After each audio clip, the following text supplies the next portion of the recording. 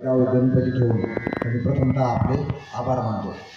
एक गाव गणपती बरोबरच आपण इथं कीर्तनाचा कार्यक्रम ठेवला त्याबद्दल बी मी आपले आभार मानतो.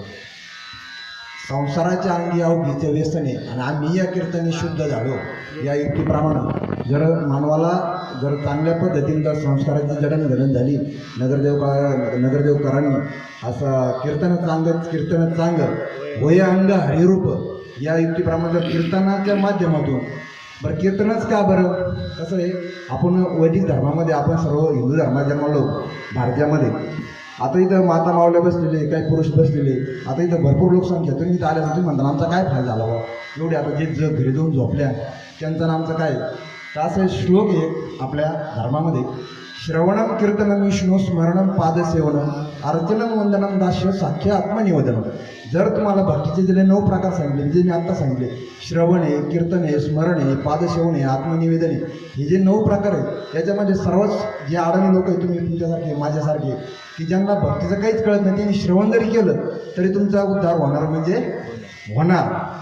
आता त्याच्यामध्ये जर तुम्ही परमार्थ करत असाल जर जेवणीत केला तर तो चांगला आहे. कसं आहे ते म्हणतात की भजन कर मस्त जवानी में बुढापा किसने देखा आहे. तर तुम्ही जवानीमध्ये चांगलं उत्तम आहार याच्यामध्ये जर भजन केलं तर ते नक्कीच आपल्या फळाला येतं. यावर्षी मोरे महाराज मी याला गेलो होतो पंढरपूरला. दरवर्षी जातो आम्ही. ती पण माळकरी मी पण माळकरी त्यामुळे आम्ही दरवर्षी जातो. याही वर्षी पायी दिंडीमध्ये होतो आम्ही. तर एक चांगलं आपल्या समाजामध्ये एक बीज रोवलं जातं आपल्या मुळाभावामध्ये संस्कार तयार होतात आणि आपण कोणत्या कुळातून आलो आपण कोणत्या घरातून आलो हे आपल्याला आपल्या सांगावं लागत नाही. आपल्या ते वर्तनातून आपल्या चरित्रातून ते समाजाला दिसून जातं. तरी नगरदेवकरांनी जे काही उत्तम कार्यक्रम ठेवला कीर्तनाचा तो खरंच अतिशय उत्तम आणि अतिशय कौतुकास्पद आहे. मी माझ्या 15 वर्षाच्या नोकरीमध्ये मला असं नगरदेवासारखं एवढं मोठं गाव भेटलं नाही की ज्या गावामध्ये एक गाव या गणपती. त्याच्यामुळं खूपच मी तुमचे आभारी सगळं गावकऱ्यांचा इथे इन्चार्ज म्हणून आहे.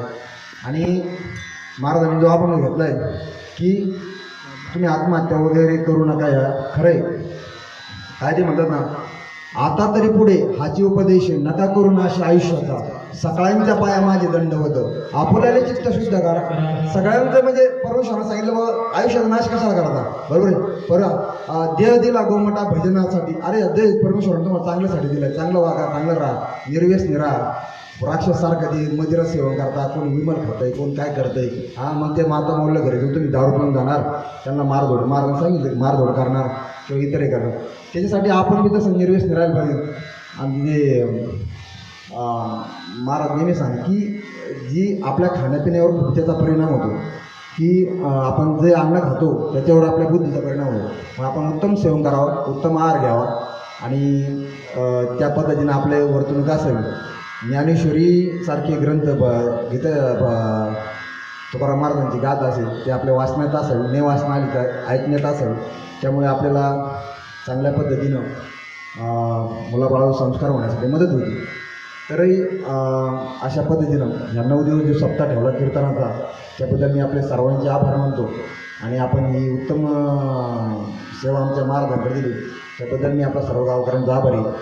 आपण सर्वांनी एक तुकाराम महाराज म्हणतात बघा शरीर उत्तम चांगले शरीर सुखाचे घोषले शरीर साध्य होय केले परब्रह्म. सर्वांनी आपण निर्व्यसनी राहा.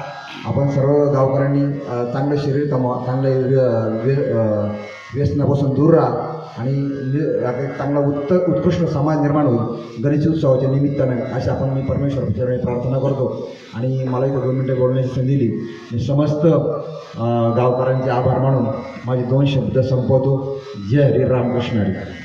जय हरी जय हरी जय हरी.